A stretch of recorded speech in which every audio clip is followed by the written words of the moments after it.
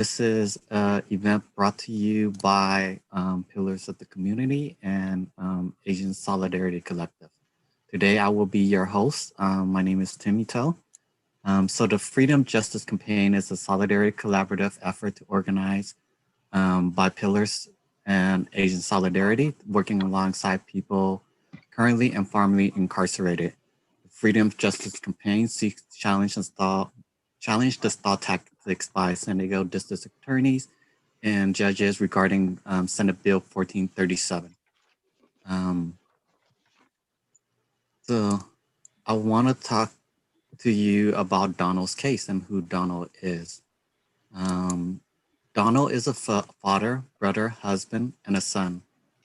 He dreams of becoming a chef so he can connect, inspire others through food. Donald is currently serving a life sentence for a crime that he did not commit. His family is waiting and praying for his return so he can fulfill his dreams. On the evening of June 15, 2005, Donald attended a party that would forever impact his life and the lives of many others. That night, a fight broke out between Donald and his friends and other partygoers. Although Donald was not injured during the fight, others were hurt, and one person was tragically killed by a gunshot. Donald and his friends were arrested shortly after, and Donald was charged with first-degree murder and first-degree attempted murder and gang-motivated battery. Donald was charged with first-degree murder for being engaged in the fight, even though he had no part in his friend's choice to pull the trigger. He is currently serving a life sentence for an act that he did not commit. Through SB 1437, the court has finally reduced his murder charge to second degree. On March 19, 2019, Donald filed for 1710 and SB 1437, which propels his case to potentially be reviewed with the possibility to release him. Since he was not the shooter and did not know that his friend had the intent to kill. However, San Diego County District Attorneys and the courts has been using stall tactics to avoid scheduling him for a hearing. The system has been using racist laws and practice to keep BIPOC people, including Donald, locked up and away on crimes that they did not commit. Cases like Donald must be heard and amplified. Donald must be allowed to go home to serve to his family. He has already served 15 years. He should not be serving life for murder that he had no part in, injustice that keeps him from returning home. Due to this injustice, many of his family members has been greatly impacted by him serving this life sentence. For today's spotlight, we're gonna have Donald's mother, Angela Sirypangno, his sister, Dina Sirypangno, and his fiancée, Jackie Benjamin, to talk to us about who Donald is and how these unjust laws has affected their lives. As we know, when a person is locked up, it doesn't affect him, but the whole community is hurt by it also. So with that said, I want to y'all to meet his mom, his sister, and his fiance. Hi guys, I'm Dina Sirypangno and this is my mother, Angela. We're honored to be here and we're thankful for you to take the time here to give us the opportunity to be heard and for us to share our story and his story. And we hope that it can mean a bigger sense of hope for the rest of the community as we fight through this together. And Jackie, would you like to introduce yourself? Hi. I'm Jackie. I'm Donald's fiance. Definitely grateful for you guys taking the opportunity to reach out and hear his story and his case. I hope that you guys get a little bit of understanding about him on a personal level. And thank you. So I want to start with you, Auntie. Tell us about Donald. Who is Donald to you? So I'm going to do a little bit of translation for her because English isn't her first language. Mom, เราถามว่า Donald นี่มีความสำคัญอย่างสำหรับเจ้าลองอธิบายเลย เรามีความสำคัญสำหรับก้อยที่สุดในชีวิตของก้อยเลยเพราะว่าเราเป็นลูกชายของก้อย Okay. So Donald is my son, and he is a very important part of my life. He is my heart. He's the apple of my eye. เล่ามาที่เจ้าเคยเล่ามาอันนี้ อันเพราะว่าตะกี้เรายังน้อยแล้วก็เป็นคนดีเราดิเซนแม่เราฟังความแม่ไปตลาดไปย่างคันเราเวลาเราเห็นคนโฮมแลดหรือว่าคนย่างนะเราก็ต้องการให้ค่อยนี้เอาเงินให้คนโฮมแลดเราก็ต้องการซื้ออาหารให้คนโฮมแลดเราเป็นคนจิตใจที่ดีแล้วก็เราหักพ่อแม่หักเลยน้องเราแต่ว่าเรานี่แต่เราก็เราหักหมู่คู่เราอีกคันหมู่คู่เราบ่มีเงินเสียค่าเหือนเราได้ยินว่าแม่พ่อแม่ของเขาเจ้าบ่มีเงินเสียค่าเหือนเราก็มาขอเงินแม่ไปอันซอยแฮวเป็น Okay. So, as you all know, I don't have much except memories of him because he's not physically here. But from what I've always known him as a young boy, he's had such a big heart with so much love. It's when we're on the streets or walking by, he see people who are in need, whether they're homeless. He gives the shirt off his back. That was who he was. When it came to friends and family, he had so much love for everyone. He was always loving of his siblings, of his family members, as you can see, the cousins that he sees far and near, and his friends. His loyalty runs so deep to everyone. If somebody doesn't have money for food or rent, he even has the nerve to come and ask me, Mom, can you help this person out? Because that's who he was. That was a big part of him, was always trying to find ways to give no matter what. And this is something I will always remember about my son, and I wish he could be here to give more of that love.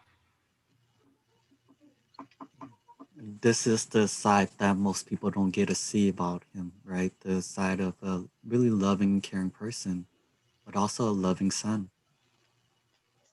Tell me more about how Donald's being locked up has impacted you, Auntie. ลองอธิบายเบิ่งว่าการที่เราได้เข้าคุกนี่มันสะเทือนเจ้าแบบใด สะเทือนมากเลยค่อยเพื่อเป็นบ้าก็คิดว่าลูกชายค่อยอยากเห็นหน้าเอาก็เราไม่มีกับเพื่อนดี I could ก่อน say ค่อยสิตาย I could say that it's made me crazy in the worst of ways, because it's put me through depression, not having my son physically here and not knowing what he can eat, how he's sleeping, the conditions that he's in. And my only wish is I would be able to have him enjoy some part of his life sometime with me again before I die. It's been difficult struggle to sleep, to eat ever since he's been locked up from that moment on, as a piece of her is lost. Yeah, that pain and that suffering of losing a loved one while he's still alive, losing in a sense that you can't really see him, touch him.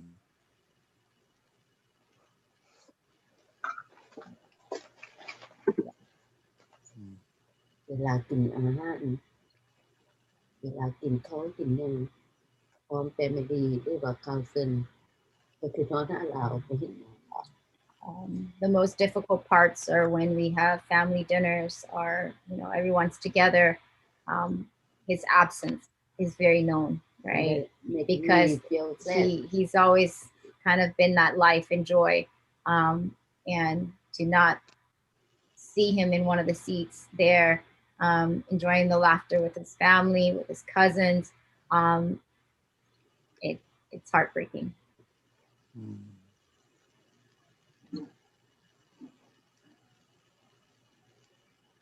Dina, why don't you tell me about who Donald is for you?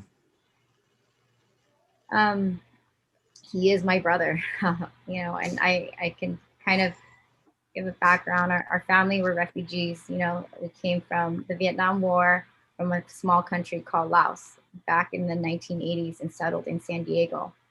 My brother, he's the second one right after me. I'm the eldest of 3 children. And, you know, we all started our life in the 44th Street, which those who grew up in San Diego are familiar or know it as East Side, today known as Normal Heights, right? And so he's my little brother. He was the one I would always protect. And, you know, where we grew up, it wasn't always the easiest of all places.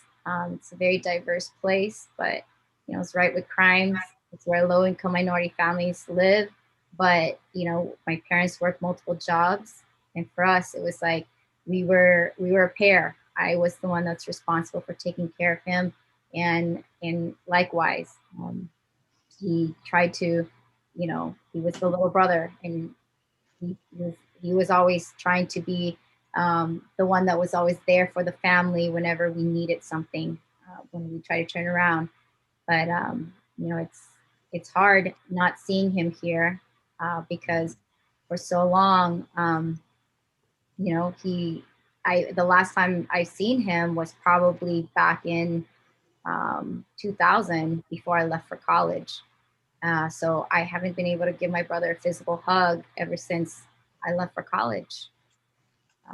And yeah, it's heartbreaking when that's one of my baby brother, right? Who I've grown up with, and now he's nowhere to be seen. During holiday dinners, during you know, family trips, anything we do, it's a missing piece always. I think that's the pain that you and your family has been going through, right? Knowing that he's missing out on these holidays. I know when we was having a discussion about this, you told me about a experience of going to visit him, you and your mom, and how traumatic it was. Would you like to share that story for us today? Yeah, I mean, ever since, you know, he's been locked up, we've tried to visit him, and whenever possible, and we have no control to where he gets transferred, right? There's a time where he was up in Susanville, which is more than 13 hours away from us back here in San Diego. We made a drive all the way up there. He asked for family pictures for us to bring to share. My grandfather takes Polaroid photos, which has double layers. And we never knew it was not allowed to go in because we took the pictures hoping that we can, you know, share the updates about the family and what's going on, and see how all the kids in the family grew up. And the police took a look at the pictures, approved it, let us in with the Ziploc full of pictures. After we sat down, had a moment to catch up with him, in less than probably 5 or 10 minutes, you know, all of a sudden alarm goes off, the squad comes at us, and then drag us out, push us to the ground, you know, put us through some crazy strip search. And that was probably the most traumatizing and dehumanizing experience of my life. I've never been strip searched before, and I don't think anybody should ever be subjected to that.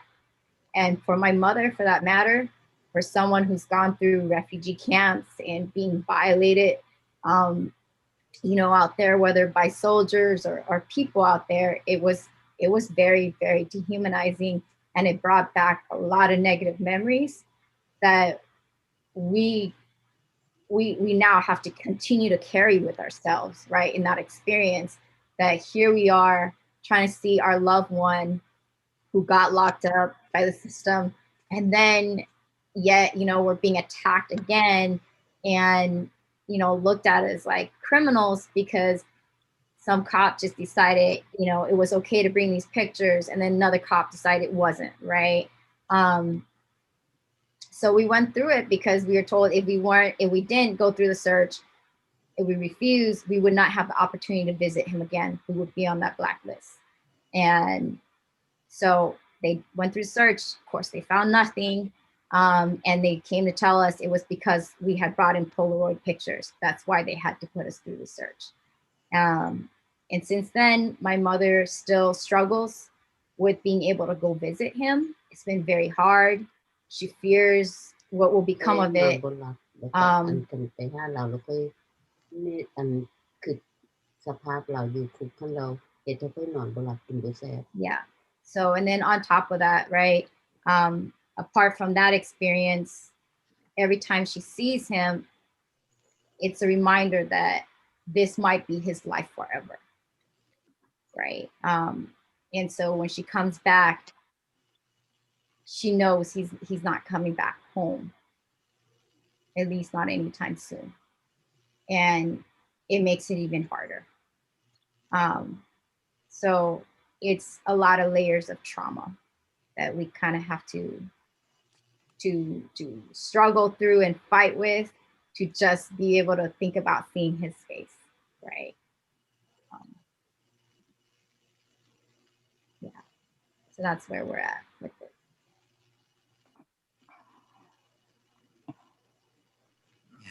Not only are you all struggling with not being able to see him often, but you know, I think most people out there, the general public, don't know how difficult it is just to visit a loved one in there. Yeah. And especially how traumatizing it could be for you and your mom. You know, she mentioned of every time she's leaving after seeing him and worrying about never seeing him again. And, you know, given your English is, you can speak English well, but you're still subjected to this form of racism where they're telling you you can bring this picture in. One cop CEO tells you one thing, and another tell you something, and then humiliating you. That's a very traumatic experience that y'all went through. Yeah. How else has you know, Donald being locked up has affected your family? Well, we live with memories, right? I mean, and it's hard because you got a lot of the younger generations, like the nieces and nephews growing up, and you know, the only way they know him is through these letters. You know, it's like, even though people want to go visit, he's the distance is so far, trying to even get out there to these places, like, you know, right?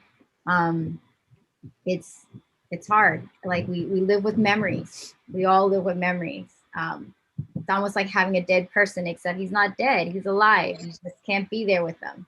And that's a challenging state of mind. It's almost like it's a torture, because the idea of like having somebody alive in a coffin, because you'll never be able to be in physical contact with them, have them experience life with you, but you know they're still alive.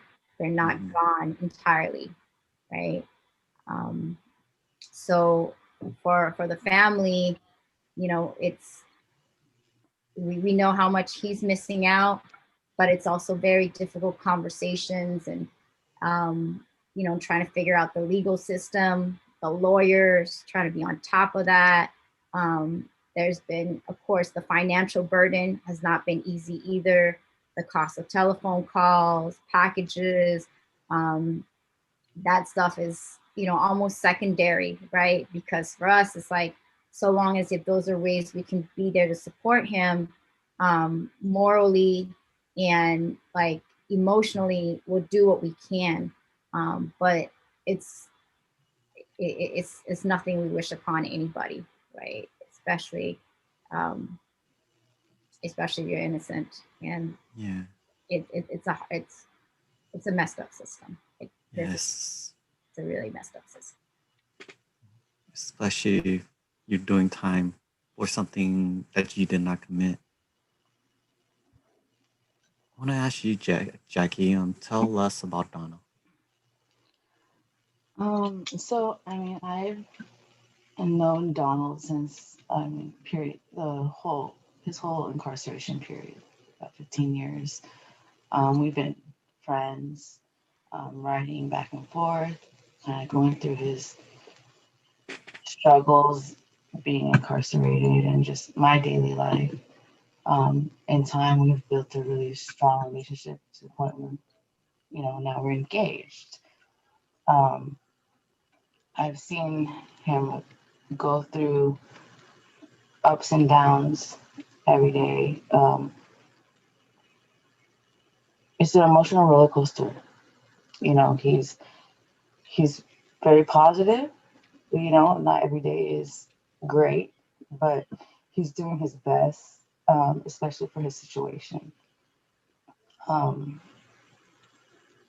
I just watched him grow, like from a young man to an adult, and really realizing who he is and what matters in life.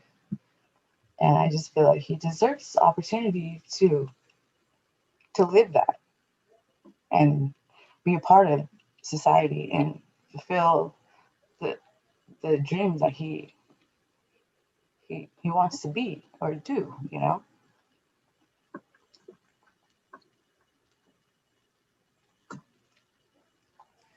mentioned like he's very supportive.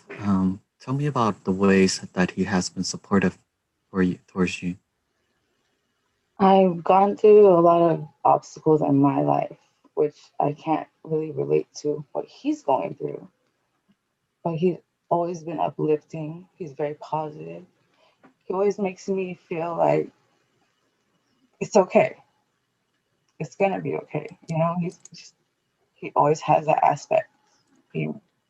He's the person I run to when I have any kind of problem.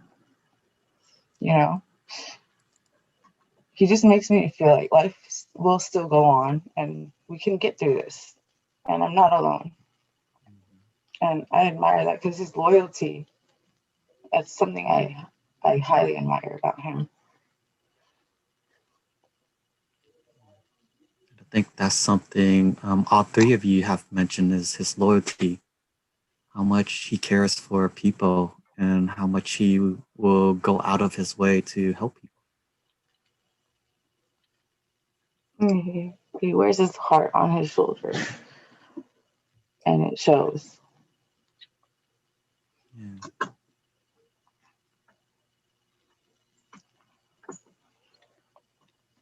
I want to ask for all three of you, how was it for you when you first heard about SB 1437? I was excited. I felt like finally they see his innocence, and they're making changes to give this innocent individuals a chance at a real life. That was the same for us because we'll remember the day of the sentencing, right? When it happened, it just felt like the world just collapsed because um, there was no hope, like that was the final order. And for years, we're like, this is a new reality we all have to live with. I mean, the moment the judge issued what he issued, um, that was the last thing that we had with Donald in the courtroom as he was being taken in. And then to hear SB 1437, we just thought he can't be the only one. Like there's got to be people going through this too. And this is crazy. And we saw more and more as we're, during the times that we did visit him, like, this is, how is it that a person could be gone forever for being at the wrong place at the wrong time, or at age 19, 20, before you're even 21, or like a legitimate adult who can make decisions in life, you're already being judged for being at a party for where you're at, right? And for what happened in that context, and especially as a BIPOC, like, you don't get the same benefit of the doubt that these are situations that happen to any young person, when it comes to altercations, when it comes to conflict. Instead, like, to already be labeled like a gang member, somebody who is wrapped up in this crazy net of stereotypes, right, that are put onto to young folks who have to, young BIPOCs who are like clashing with the laws and know that there's no hope. When we saw SB 1437, we're like, look, there's a chance. There's a chance that if we can, we can prove that, right? That people can actually get a chance at freedom, against things that weren't legitimately um, put on them, right? In terms of these charges. So when we saw that, we fought. Like, he sent, he wrote us in a letter, he sent us this information, he's been fighting for it. We're like, this is something, like, this is something we can get behind. This is something we can push for. And as we go through it with his lawyers, and then we hear, oh, it's maybe, it's in question, we don't know, retroactively this could change things. It's hard, but we're trying to be hopeful. We're trying to believe that this is a light at the tunnel. And I hope that we can stand behind more Senate bills like this that can give people the right opportunity to have their case relooked at, right? Especially when they're not the direct perpetrators of these crimes. What are your thoughts and feelings that our DA is really using a lot of stall tactics and not getting these cases heard? It's frustrating. Yeah. Because that's the same sense of powerlessness that my mother is always up against. Not apart from not even knowing the language, like, even if you speak English, like, the legal system is its own like lingo, right? It speaks its own terms. And for us to hear people throw these excuses, oh, like, we got to wait for people to agree with this, to write on this, is frustrating, because that's time lost. That's life taken, right? Like, when they were ready to make their sentence, it happened immediately. It happened when it needed to happen. But now when somebody is trying to speak to their innocence, it's being pushed along, right? Like, it's nothing. And priority comes only at probably the face on the color of your skin. And that's a privilege that we don't have as BIPOCs. So I'm frustrated and disheartened. It's like they're just taking it as a piece of paper. They're not even looking at him as an individual. He's just another piece of paper. And that's what's frustrating, because there's no reason. Mhm. Thank you, y'all, for sharing today. Any closing remarks or last remarks y'all want to give the audience before we end for today? I just want to thank everybody for taking the time to join on a Saturday afternoon, to be here to even, hear another story, and hear his story, and give him the chance to feel human, even though he was not human in the eyes of the law. And he was just labeled as just another gang member. But here today, we all gave him the opportunity to be a real person, to be a son, to be a brother, to be a fiance, to be a friend. And I think we just need to remember who he is, and as that person, as we look at these laws that impact so many lives, what can we do to help bring that human connection back and make sure that the law is being applied properly and that it's humanizing people and, you know, filling us back in with humanity, not a sense of just a penal system that seeks to punish people. I want to thank everyone for everything that you guys are doing and for tuning in and just hearing about his case. He's grown so much and he's learned a lot about himself and what really matters in life. He deserves the opportunity to come home and build the future he has here waiting for him to be the husband and father he's been waiting so long to be. Thank you. Did your mom want to say anything? And the last word. I thank you for everyone try to help my son, and I'm so happy. You guys so nice. Thank you so much. Thank you so much. Thank you. Spend time and do for my son. I really so much thank you, you guys. Appreciate. Thank you.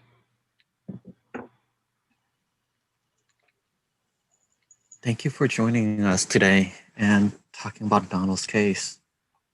It touched my heart to hear the stories, y'all stories of how Donald has impacted y'all. And me personally knowing Donald too and hearing these stories of him, that some of these stories I didn't get to hear, but knowing how such a caring and great person he is. So thank you all for that. And so for the audience, thank you all for checking in. You know, you might be curious for what things you can do to help us. Some of the things is to take action, is to follow us with Asian Solidarity Collective or Pillars of Community. Educate yourself on SB 1437 and check out our Facebook page, the Freedom Justice launch event on Asian Solidarity Collective Facebook. Other things you can do is sign and share petitions for Donald, Brian, and other incarcerated members. This is just only one of the first of our 4-part series of spotlights on other members that we're going to be highlighting over the next few weeks. So thank you for tuning in with us today.